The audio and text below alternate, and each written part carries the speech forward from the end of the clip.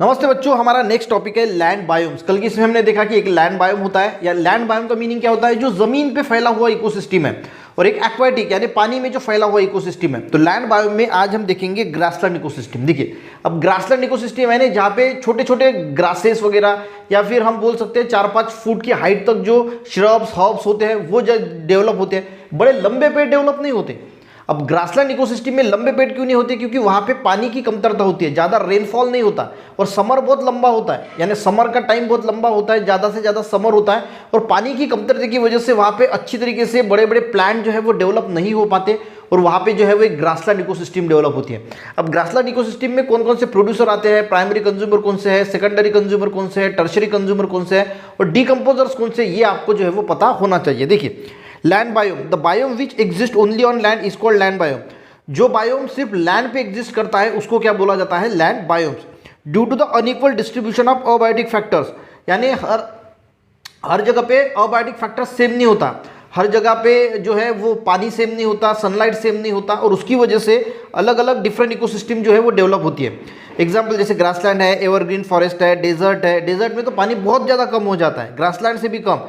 Iceland में ice होता है। इकोसिस्टम इन तैगा ट्रॉपिकल रेन फॉरेस्ट, समझ में, क्योंकि वहां पे जो अबायोटिक फैक्टर का डिस्ट्रीब्यूशन है वो अलग है। कहीं पे पानी बहुत ज़्यादा रहेगा, कहीं पे पानी कम रहेगा, कहीं पे बर्फ रहेगा, कहीं पे बर्फ नहीं रहेगा, कहीं पे सनलाइट ज़्यादा रहेगा, कहीं पे सनलाइट नहीं। और इस वजह से फिर क्या होता है, अलग अलग टाइप की इकोसिस्टम जो है वो डेवलप होती है।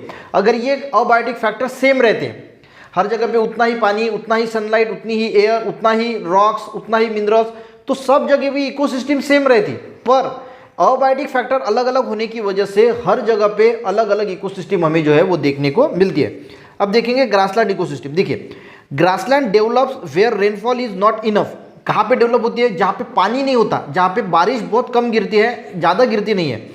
टू ग्रो बिग ट्रीज, यानी वहाँ पे बड़े पेड़ जो है वो डेवलप नहीं हो पाते, छोटे छोटे ग्रासेस 4-5 फुट तक हाइट तक श्रब्स हब जो है वो डेवलप होते हैं। Vast groves of grasses are found in this ecosystem, तो लंबे लंबे से ग्रासेस जो है वो डेवलप देखने को मिलते हैं।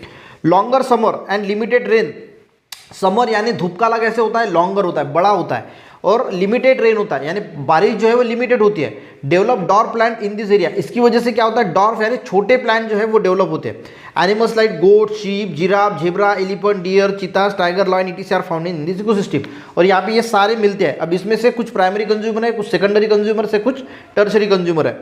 Are found in ecosystem. Similarly various birds होते हैं, insect, microbes are present. Insect भी होते हैं, माइक्रोब्स भी होते हैं, जो डिकम्पोजर्स का काम करते हैं। ठीक है, यहाँ पे आपको एक टेबल दिया है, प्रोड्यूसर का कुछ नाम दिए हैं। आप इसमें हब जो पार्थेनियम, साइनोडॉन, खुशाली, हब शब इसमें ऐड कर सकते हैं। प्राइमरी कंज्यूमर्स काऊ, डियर, रैबिट, लेप्टोकोर्सिया, बफेलो शिप्स और ऐड कर सकते हो। सेकेंडरी कंज्यूमर्स में स्नेक है, बर्ड है, जैकल्स है, उल्फ है, उसमें फ्रॉग और लिजर्ड ऐड कर सकते हो। टर्शरी कंज्यूमर, प्रोड्यूसर यानी प्लांट्स आते हैं उसमें जो खुद का खाना खुद बना सकते हैं, तो इसमें जो प्रोड्यूसर है वो खुद का खाना खुद बनाते हैं।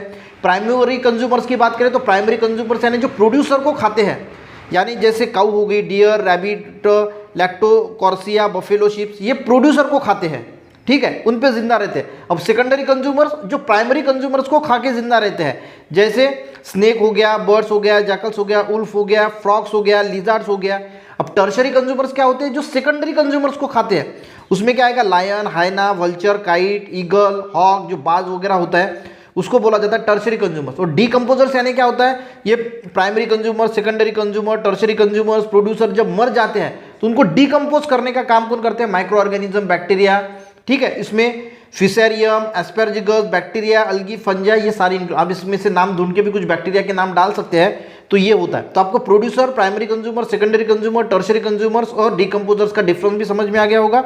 ठीक है, नेक्स्ट इसमें हम देखेंगे एवरग्रीन फॉरेस्ट। मैं थोड़ा सा पढ़ाता हूँ, पर अगर आप थोड़ा थोड़ा भी रोज पढ़ते हैं ना तो आपके पास बहुत ज़्यादा नॉलेज इकट्ठा हो जाता है और समझने में भी आसानी होती है। उसकी रिवीजन करना आपको अच्छी तरीके से फिर समझ में आ जाता है। वीडियो हेल्पफुल रहा, एक लाइक जरूर करना, अपने दोस्तों को भी शेयर करना, चैनल पे नए जरूर सब्सक्राइब करना। मिलते नेक्स्ट वीडियो में, तब तक के लिए जय हिंद।